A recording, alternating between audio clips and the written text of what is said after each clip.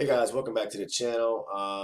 In this video here, yes, I will be doing my live recorded session today. Today is May the 4th, but I wanted to do a little, I guess, pre-session video because I get a lot of questions surrounding, I guess, the topic about supply and demand zones. And I've said it in several videos. If you don't know much about supply and demand zones, I try my best to explain it in my videos, in which I have tons of recorded videos on my channel. Here on the channel for you guys to review, but I'm going to do I guess I'm gonna slow things down a little bit. I'm going to do more of a full tutorial type thing session here, or a video recording, so that maybe it will kind of pinpoint some areas or pinpoint some things in the content I'm going to cover today, because I'm going to be using one primary example and hitting hard at that area. And this area is from April the 29th, which I believe was last Friday. And I've already marked off a zone, an area that where I took a trade at roughly around 1 o'clock or 1 p.m. Last Friday. And it was a valid, very good area to trade from. So this video is more so like a how to day trade, supply and demand zones, kind of like a full tutorial. So this particular area here is covering the area of demand, and you just flip it when it comes to looking at it, depicting or moving into an area of supply.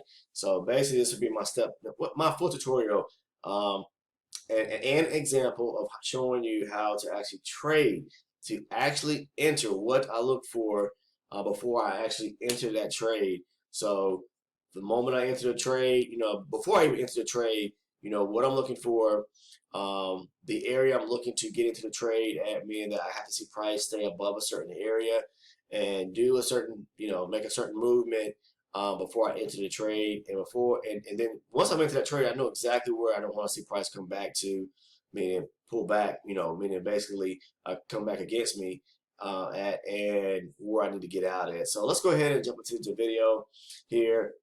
And of course, this is my charting layout here, 4 charts here, and my primary focus is always the 12 range, which is my anchor chart. I start off with the 60 range to pretty much mark off higher time frame supply demand zones, and I trade accordingly, meaning that if prices moved up, like right here, we hit this little area right here yesterday, and I mentioned this in yesterday's video around the 89.90 area. I said price will reject that area, and it did. That was the area of supply right there on a pullback, where price pull back to hit that area of supply sitting right there at 89 or 90 area. It rejected. It's been rejecting ever since. It has not broke above it. It rejected it, pushed lower, pushed up, or pull back, push lower, pull back. So every time, so you see it kind of moving sideways there, because it's having a hard time pushing through that small area right there because of all that aggressive selling that took place right there. Okay, so and when I see price hitting against an area of supply or demand, if I'm in an area of supply, what do you think I want to do? I want to take short entries. I want to see the market start to show me structure, being to the downside and taking pullbacks, okay, to go short. Same thing with areas of demand from the higher time frame. If the 60 range is hitting into an area of demand off the 60 range chart, then I start looking at the 12 range, and I want to see that chart start to make structure to the upside, so I could be looking for buy entries. And on my pullbacks, once I see structure starting to be made and broken to the upside, I'm looking for the pullback to go long. Okay, so that's how I do it. Do not go against the grain. Do not go follow, kind of move with the trend, kind of move with the direction of what the market is, how it's moving. Okay, so let's look at this particular area from March the 12th. Okay, it started to form around 12:55. Okay, this is off the 12 range chart. Okay, so the market pushes up, pulls back. And let me stop up right now, guys. I'm providing all this free information, and I'm really giving you the tools at hand to where you can become successful. And if you like scalping, can become a very, I guess, precise or accurate, scalper, or whatever the case is, and make money each and every day. I'm not saying that you're going to get filthy rich off doing it, but it all adds up at the end of the day, to the end of the week. If you're used to taking home a paycheck every week, well, this is the way to take a paycheck home every week and have financial freedom to be able to do so in your own lane. I mean, right at home. Okay.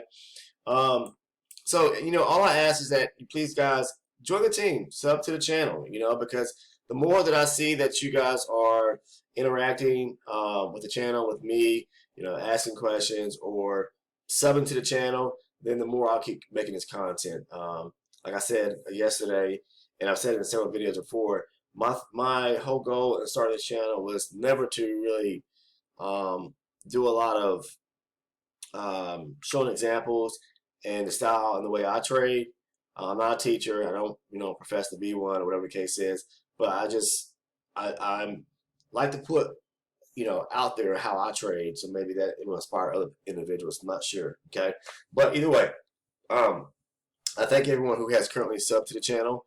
If it's your first time watching, then watch today's video here. Watch this full tutorial on how to trade supply. Well, in this particular video, we're going to be talking about an area of demand and how I actually, and what I look for, how I trade it. Okay, how I get into it before I get into the trade, once I'm in the trade, and what I'm looking for, price to move to, whatever the case is. So all I ask that you guys please sub to the channel, subscribe to the channel to engage in the channel, with me and the channel. And show some interest. Drop me a like on the videos. Also, please drop a like on the videos because it helps the channel. It helps, just overall it helps the growth of the channel. So please just take the time to hit that like button if you don't mind, as well as making comments and subbing to the channel, subscribing to the channel. But please also make sure you get your post notifications on. So first of all, subscribe to the channel. Make sure you click on the bell next to the subscribe button, little bell icon, to turn on your post notifications so that you never miss one of the uploads. 3, please drop a like on the video, hit that thumbs up button, and then 4, please leave a comment. Engage in the videos, guys, if you don't mind. Okay. All right. So in this example here, this is an price at 12.55. What I'm looking for, I see price. Price comes down here, which is a little high volume area right here at 41.78. But it bounces there for whatever reason. If you look back in your chart, I'm sure there's an area of support sitting below. But it bounces there, okay? And then when I saw that price starts to basically pull back, but also meaning that it was moving to the upside here. And when it starts moving to the upside, I want to start seeing if it's going to start breaking structure, okay? And it does. It breaks back into this swing here, and it starts to break into this little this move or swing to the downside here. So you have a push here, low, lower high, low, lower high, and then it pushes lower, making a lower low. Okay, so price on the moving back to the upside pushes up, a little high here, higher low, and then a high here. Okay, so it breaks into this area here, this swing here. Okay, now, basically when I see price make this high here and pull back and break into this swing here. Okay, all right. What I want to see is what area, what swing, what area of structure, what structure started breaking into this little swing to the upside, okay? Back into the swing right here. The swing to the upside was right here, okay? What I'm saying is price, what swing pretty much started breaking back into the swing that started, where it started coming to the downside. So you basically what you're looking at is breaks of structure, price breaking back into areas of structure and looking for the retracement, okay? So price pushes up here, it pulls back, starts to form a swing to the upside, okay? And then it pushes higher, okay? So right here, it's already tapping into the lower end of this swing right here. Pull back, and then as it pushes higher, it completely taps into the swing, okay? Then it's fully breaking into or inside this swing here, okay? When price pulls back, what I want price to do, okay? I don't want it to see it break below the supporting area, the supporting swing right here, okay? All right, this is the swing that broke into this swing right here. This full swing to the upside, broke into the swing. When price retraces back, I do not want to see it break below the bottom end of this swing here at 41.88, okay? But the key to it is also I need to see it stay above this area right here, okay? Where the swing to the upside broke back into the swing, which came to the downside. All right, so price pulls back. It does not break below the swing here, okay? All right. It does break below the area, okay, where I need price to stay above, but I do not want to see it fail and break lower, okay, below the swing right here. It doesn't. Comes down almost to the tick, a couple ticks away. But what you want to do, well, how you know if it's breaking this particular swing in this area, you want price will have to a red candle will have to close below, meaning making a low here below the swing here, and it doesn't. So it pulls back, okay, does not close below the area of the swing here, okay, and then it starts to move to the upside, okay. But like I said, all right, so the first thing that I see, the good sign that I see it doing is pulling back, retracing. And at that point, I'm engaged. I am interested in seeing, all right, I'm locked in. Now, price is starting to rotate here, meaning it's rejecting to push lower, okay? Then I see, then the second thing I need to see price do, I need to see it push back above this box here, this rectangle box here, this area right here, okay? All right, which this area is an area of resistance now, okay? Now this is where I switch over to my 4-range chart, okay? Switch over to my 4-range chart. This same box here you see right here is, this rectangle box is right here on the 4-range chart. This is the retracement where price pulls back. The bottom of the swing right here, 41.81, is that same area right here off the 12-range chart. Looks a little different because you're dealing with a lower time frame here, okay? Now, here's the catch. Like I said, step 2. Price pulled back, didn't break below the swing, okay? Price pulls back, retraces. Now I need to see price move back above the rectangle here, okay? This is the area of resistance now that it needs to break back up into. All right? Pushes up, pulls back. Nope, we're not ready yet. Pushes up, taps into it. Pulls back. I need to see it break higher, okay? I don't just jump into the trade the moment it breaks back, you know, breaks above. So price pushes up, makes a little high here, breaking back into that rectangle, right? Pulls back, okay? I need to see it make a full swing to the upside. Makes a full swing, pushes up, okay? Now it does come up here and tap into the high right here, which is this high right here. That's fine. Now what I'm looking for is it going to pull back to this area, okay? And stay above that rectangle line. And it does. Pushes up, taps back into that rectangle area. Pulls back, pushes higher, makes a full swing. Now on the pullback is where I'm completely interested. It comes back here. So this little swing right here, that tap back into that rectangle area. When price pulls back to it, okay, I'm interested now. Is price going to stay above that rectangle? Again, it needs to, right? That little green candle you see right here on the 4-range, the moment it closes in or above that rectangle box, you go long and you can take it back up to this swing here and stay into it, possibly take it back up to the high. Just have a trailing contract. If you're trading 2 contracts, there's trail behind it. If you're trading 1 contract, there's nothing wrong with getting out right here at the high, okay? So this little high right here, so when price pulls back, okay, take your entry, candle closes green, take your entry, back up to the high right here. This high here at 90 is pretty much pulls back right here. It's this area right here, okay? So if you got in, say at 87, took it up to 90, okay, that's 3 points right there. That's 3 points on 1 contract. That's 3 points on 2 contracts. However many contracts. It adds up, guys. And sometimes the moves will be bigger than that because sometimes price will make that move up, break into that area of resistance, back into it, that rectangle, pull back, swing higher, okay, and come back to that area. Now you even have a greater, so meaning that it could do something like this right here. Instead of making this little short swing right here, back down to the downside, right here, and then you go long, back up, price could actually make a larger swing, push up higher to come all the way back down here, and now you have all this area here to cover on the way back up. Green candle, you go candle is green right there to go long. Long as it stays above the rectangle area, you go long all the way back up here, and that could be possibly 5, 6, 7, 10 points, easy, you know. Just depends. But I'm just showing you how I trade each and every day. So, I'm taking trades based off of structural breaks, whether it's to the upside or downside. But like I said, these are tapping into areas of supply and demand. This area right here, look, we're looking back at the 12 range now. The price pushed up, okay? It bumped or broke back into, started breaking into this little swing here. Pulls back. I need to see a full swing to the upside. When it full swings to the upside here, okay? Full swing to the upside. What was all this right here? This is aggressive buying. So what's aggressive buying? Aggressive buying is nothing more than high areas of demand. It's a peak interest for traders. When you start to see this right here, a lot of buying came out of this area here, out of the swing right here to the upside. Green candle, green candle, green candle, green candle. 4 major green candles like that. Strong buying. Okay, boom, demand.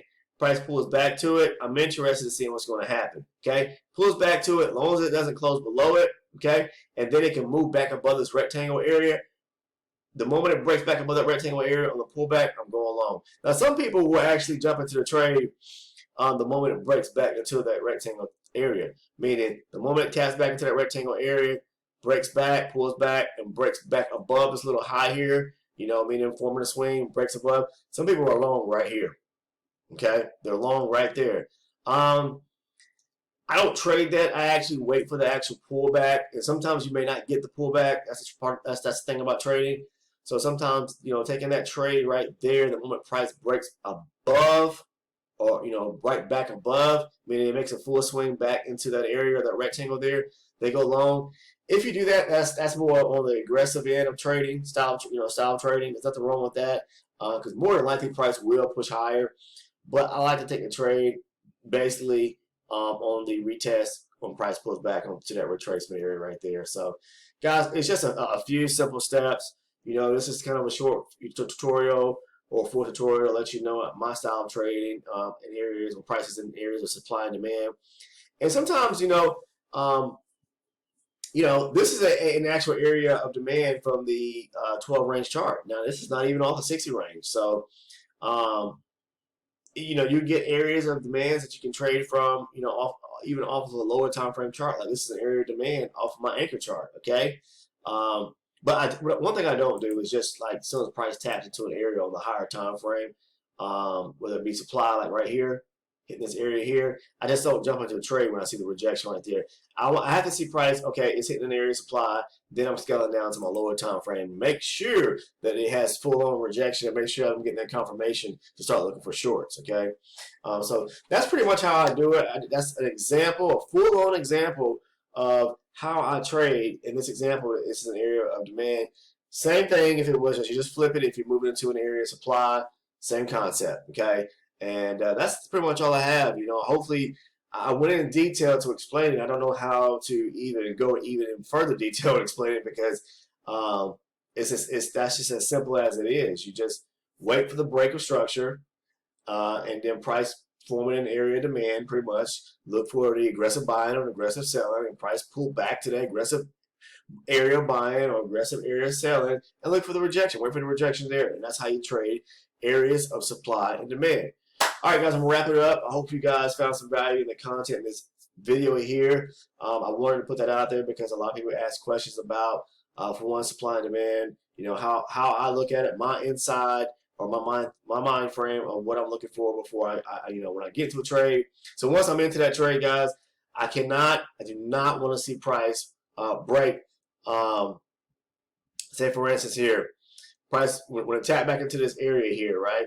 For one, I'm looking at when it pulls back on the 12 range. I don't want it. It definitely cannot break 41.81, okay? All right, but I'm not even into a trade then. So if you ask me once I'm into the trade, what do I want to make sure, where am I out or where do I get out at if price decides to, like, when the pull back here to this little zone right here, okay, where price broke back into that rectangle, pulls back, and I mentioned I'm into that trade at the break of this green candle here. What area am I getting out at if price starts to go against me? I'm getting out right here at 41.84. Why? Because I do not want to see price break back below that area, which to me now is an area of support, which should uphold or hold. If it comes back below 41.84, I am out, okay? And that's practically 2 points. So 8, 10, 12 ticks, I'm out, okay? I'm out. But I'm also, in my mind, I also know, okay, price projects this area, closes green to the upside. Where do I want to take my first contract? At that little high right there. First contract at the little high, okay? That's what I want to do. All right, I have to see that. I mean, that's where I'm getting out there. So I've already identified my mental stop where I'm closing to hit the close button. The price comes down to it and breaks right below here, and where I'm getting out at my first contract or so. Okay, as simple as that. All right, guys, I appreciate it. If you don't mind, please take the time to hit that subscribe button. Please take the time to hit that little bell icon, that little post notification. That's for your post notifications. Make sure to click on that, and please comment and like in the videos, or like the videos. Okay. Appreciate it. See you in the next. Well, today I'm going to be doing it. What time is it now? It's 9:30 right now. So let me go ahead and jump over, and we're to get ready for the recorded session here for today, trading the E-mini S&P 500. But yes, I appreciate everyone who watched this video, and please, guys, do please take the time to hit the subscribe button, like button, turn on your post notifications to make sure that you get the uploads, whatever the case is. So take care, and let's jump over and get into today's video.